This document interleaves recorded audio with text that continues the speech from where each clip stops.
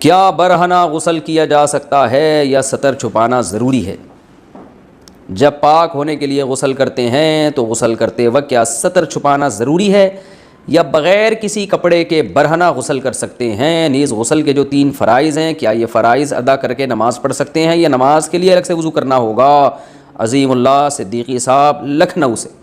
لکھنؤ والے بڑے ادب و آداب والے ہوتے ہیں، تو اس لیے یہ پوچھ رہے ہیں کہ کپڑے پہن کے نہانا چاہتے ہیں یہ اور یا سطر چھپا کے نہانا چاہتے ہیں، تو بھائی آپ کے آداب اپنی جگہ، لیکن اتنی ٹینشن میں پبلک کو نہ ڈالیں۔ عظیم اللہ صدیقی صاحب، آج کل لوگ اسی طرح نہاتے ہیں، گئے اور ظاہر ہے شاور لیا اور نکل آئے پتلی گلی سے، تو شریعت میں بھی کوئی سطر چھپانا نہاتے ہوئے ضروری نہیں ہے۔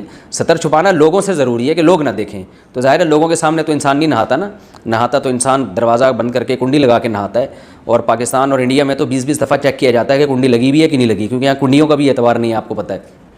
تو ایسی کنڈیشن میں اگر آپ مکمل برہنہ ہونے کے نہاتے ہیں تو اس سے کوئی فرق نہیں پڑتا، بالکل جائز ہے یہ۔ رہا یہ مسئلہ کہ اسی غسل سے نماز پڑھ سکتے ہیں، تو اگر آپ نے غسل کے 3 فرض پورے کر لیے تو الگ سے وضو کرنا ضروری نہیں ہے، نماز ہو جائے گی، لیکن افضل یہ ہے کہ پہلے وضو کریں پھر غسل کریں، بہتر طریقہ سنت طریقہ یہی ہے۔ لیکن کسی نے وضو نہیں کیا اور غسل کے 3 فرض پورے کر لیے تو اب اس کو نئے سرے سے وضو کرنے کی ضرورت نہیں ہے، اسی سے اس کی نماز ادا ہو جائے گی۔